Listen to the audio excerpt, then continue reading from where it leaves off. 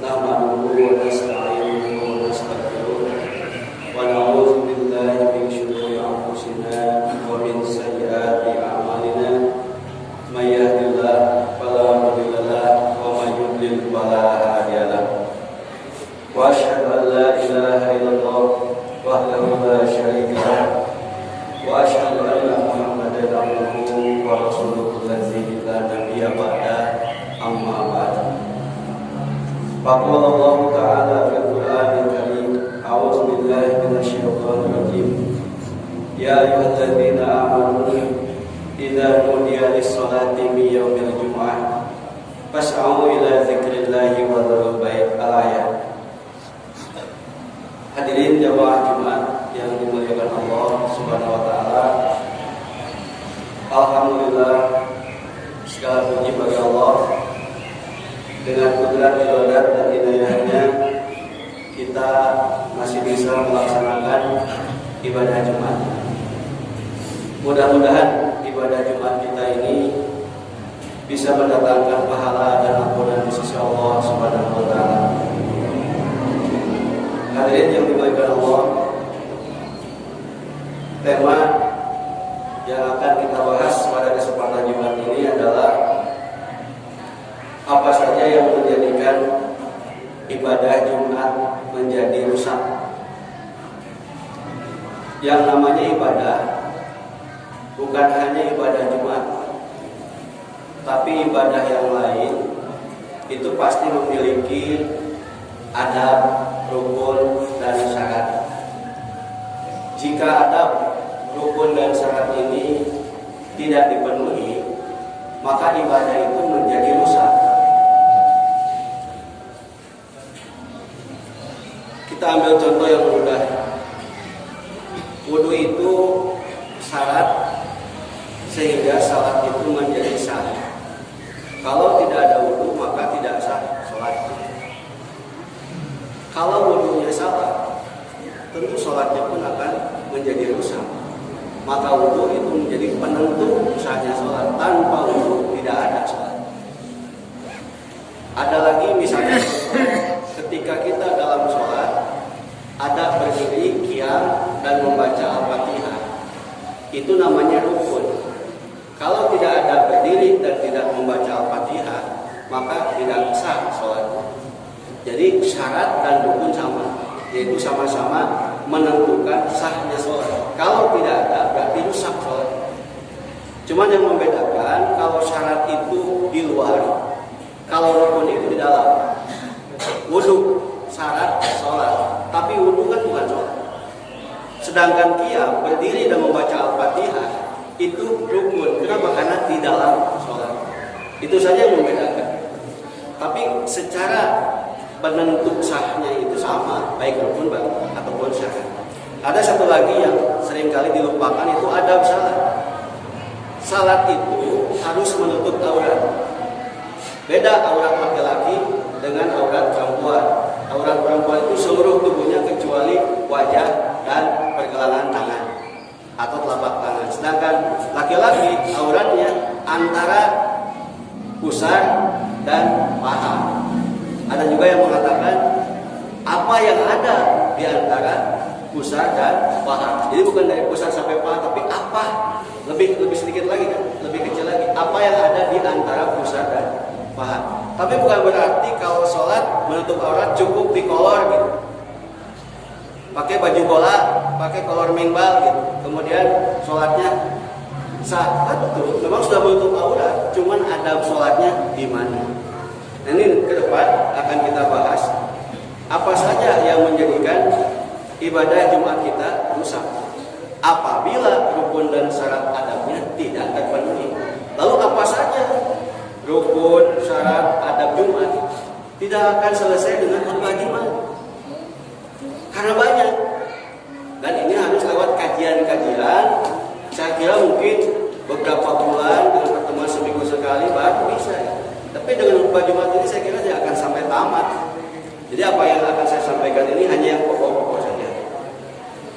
Hadirin yang dimuliakan Allah Subhanahu wa taala, ada sebuah hadis yang diriwayatkan oleh Imam Al-Bukhari dari sahabat Abdullah bin Umar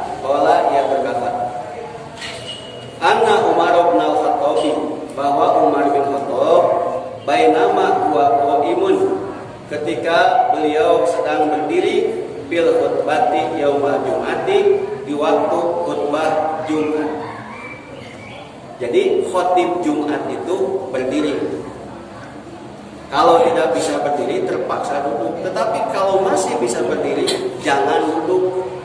Itu juga bagian dari apa? Supaya Jumatannya tidak rusak. Maka khotib berdiri, tidak boleh duduk kecuali kalau khotibnya memang tidak bisa berdiri. Ketika Umar sedang berkhutbah, tiba-tiba idkhala rajulun minal muhajirin al-awwalin. Masuklah seseorang dari muhajirin awalin yang pertama masuk Islam. Tidak disebut nama, tapi dalam keterangan lain yang dimaksud adalah Utsman bin Affan. Jadi ketika Umar sedang khutbah, tiba-tiba masuk Utsman bin Affan. Berarti ini masuknya kesiangan. Kenapa? Karena khotib sudah naik mimbar kesiangan. Yang tidak disebut kesiangan adalah sebelum adzan sudah ada di tempat itu, tidak kesiangan.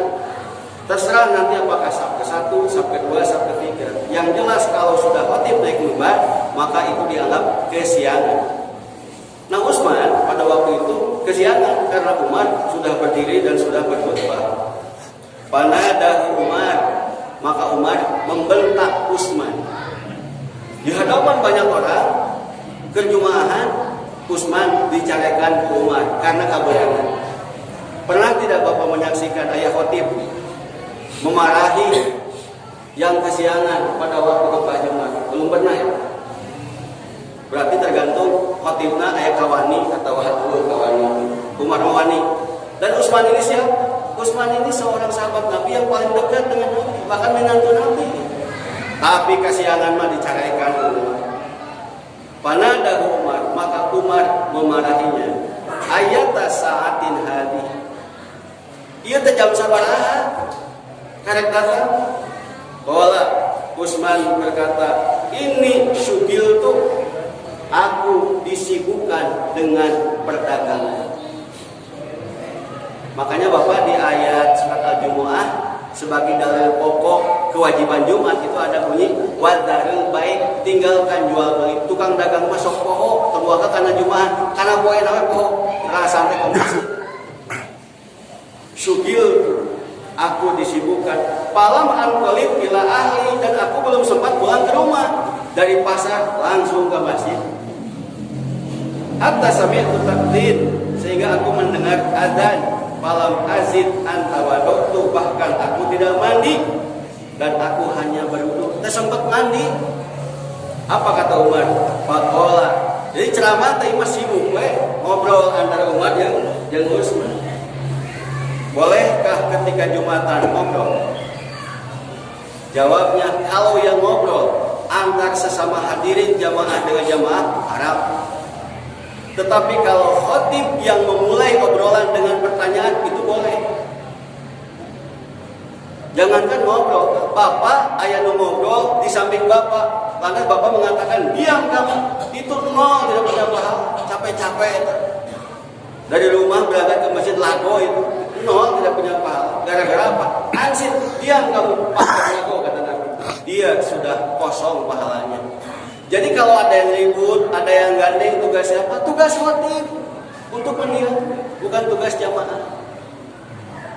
Kecuali kalau misalnya Jumat sampai ada lantai ketiga, lantai 2, atau ada lantai di sampingnya yang tidak kelihatan, tiba-tiba ada suara ngobrol, maka si khotib berkata, "Pak, yang ada di atas atau yang ada di samping, tolong itu anak suruh diam." Maka si bapak boleh mendiamkan anak. Yang kedua, kenceleng. Apakah kenceleng itu mengganggu kehusyuan kita ketika mendengar dan menyimak khutbah? Maka kenceleng pun saya yakin pasti seizin khotib, maka boleh. Lamun khotib tengizinan kenceleng beredar, eta khotib balikna karek naik naon coba. Mau diongkosan ku jamaah. Otomatis khotib jadi pasti mengizinkan kenceleng muter. Padahal sebetulnya pada pokoknya tidak boleh. Kenapa? Tidak ada aktivitas apapun kecuali hanya istimah, menyimak dan mendengar. Bahkan kalau bapak dari rumah niat tidur saja pakai bismillahirrahmanirrahim, wah udah lago itu. Tapi kan karena ngantuk itu sesuatu yang tidak disengaja, dan tidak ada orang ngantuk pakai bismillahirrahmanirrahim ya wa amal, maka itu tidak disengaja kalau ngantuk. Tapi kalau dari rumah sengaja ke masjid hayang sare, wah ini sudah lama, sudah lama. Maka Umar berkata kepada Utsman, wal wudu aidon. Maka jeung wudu bukan mandi. Wa qad alimta, padahal Utsman kau tahu anna Rasulullah sallallahu alaihi wasallam kana ya'muru bil ghusli, bahwa Rasulullah itu memerintah mandi. Sampai ada hadis lebih tegas lagi, al ghuslu yaumal jumu'ati wajibun ala kulli muhtalim. Mandi itu hukumnya wajib bagi laki-laki yang sudah dewasa untuk melaksanakan ibadah Jumat. Jadi Pak, kalau Bapak Jumaahan teu mandi, wudu we sah Jumaahan tapi dosa. Kenapa? Karena mandi bagi laki-laki yang mau Jumatan itu hukumnya wajib. Oleh ulama diperingat. Dari mana? Dari kata yaum. Al-ghuslu yaumal jumu'ati. Mandi pada hari. Yang namanya yaum di dalam Islam awalnya subuh. Jadi yaum itu dari subuh sampai maghrib. Kalau lail dari maghrib sampai subuh. Di hadis disebut yaumal jumu'ati. Berarti batasannya dari mulai ba'da subuh sampai sebelum Jumat Bapak wajib mandi. Tetapi mandi yang paling afdol adalah mandi yang kesegarannya kabawa ke Jumaahan. Berarti yang mandi sepulang Jumaahan hakikatnya dia bukan mandi agama, dia bukan mandi syariat, bukan mandi naha, mandina beres Jumatan. Nah ini diantara adab, syarat, rukun yang harus kita perhatikan, karena banyak orang tidak tahu. Cukup kemudian ke masjid, dosa ada teman-teman. Dimarahi oleh Umar bin Khattab. Dalam hadis yang lain, Rasulullah SAW bersabda, "Laula an asyukku ala ummati," kalaulah tidak memberatkan kepada umatku. Nah ini kalaulah tidak memberatkan, berarti hukumnya di bawah mandi. Kalau mandi wajib, kalau ini kalau tidak memberatkan. La amartuhum bisiwa, aku akan perintahkan mereka untuk menggosok gigi ma'akulli sholatin, di setiap kali mau sholat, apalagi sholat Jumat. Bersiwak, menggosok gigi. Jangan sampai baunya ini mengganggu saudara kita yang sedang khusyuk beribadah Jumat. Wa fi riwayatin, dan pada riwayat lain Nabi menambahkan, wa asibu minat tibi, hendaklah kalian menggunakan minyak wangi sing sarengit ka masjid teh. Nah ini juga bagian dari adab, rukun dan syarat. Dan kemudian Nabi menambahkan wayal basu ahsana mayajidu, dan pakailah pakaian-pakaian yang terbaik.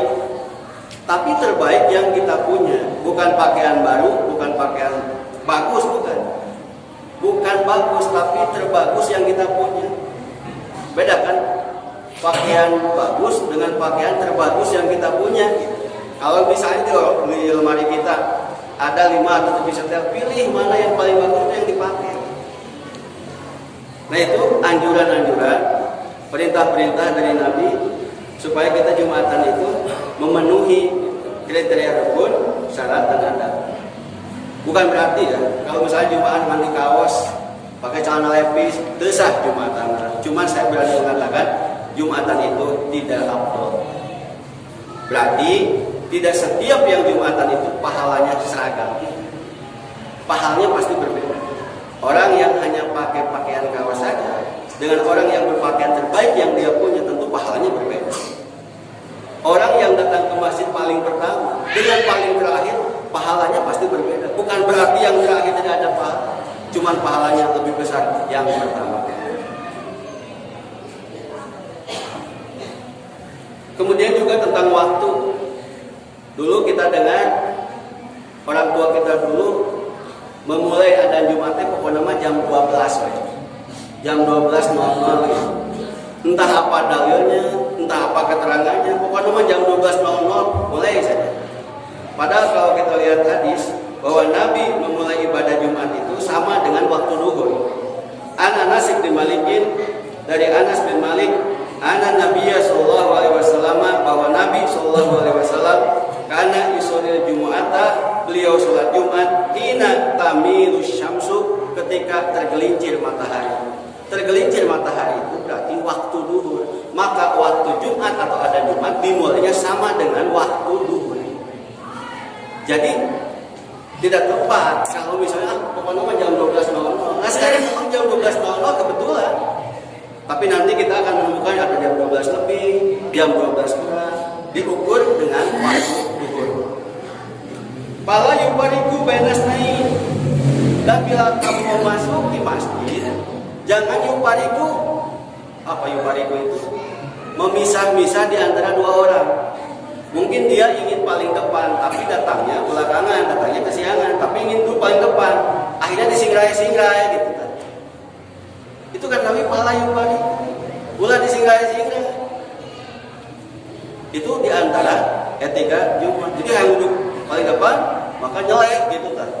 Pala yubariku bainasnain. Sumayun situ idza takallama imam, kemudian diamlah kamu apabila imam sudah berbicara. Tapi kalau sebelum adzan masih silakan ngobrol, silakan. Tapi kalau imam sudah naik mimbar dan sudah mukadimah, maka pada waktu itu ansit, diam kamu. Kalau ada yang ngobrol dan dipakai lagu, maka sungguh dia telah lagu. Dan terakhir, la yuqimu rajulu akhahu yaumal jumu'ati wa yaqudu bi makanihi. Janganlah seseorang di antara kamu menyuruh saudaranya untuk pergi dari tempat duduknya lalu ia duduk di tempat itu. Datang ada orang, wah saya biasa diuk di dia ya. Jadi ada istilah kebiasaan gitu. Diuk di dia itu menang tuh Bang. Padahal dia kesiangan. Sudah diduluin sama orang lain, maka dia mengatakan pergi kamu. Tiba-tiba dia duduk di situ. Nah itu tidak boleh, haram hukumnya. Mengusir orang dari tempat duduknya, lantas dia duduk di situ, itu hukumnya haram. Lalu siapakah yang harus menempati tempat duduk? Adalah yang paling dulu datang. Walaupun dia seorang jenderal, datangnya belakangan, ya udah di belakang. Walaupun pangkatnya kopral atau prajurit, tapi datangnya duluan di depan. Di masjid tidak mengenal kasta. Di masjid tidak mengenal siapa dia, pangkat apa dia. Kalau dia duluan datang, maka saf pertama. Di kita anehnya, dia duluan datang, memilih saf yang paling belakang.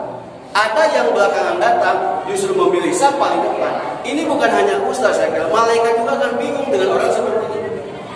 Bagaimana hadisnya kita akan bacakan pada khutbah kedua.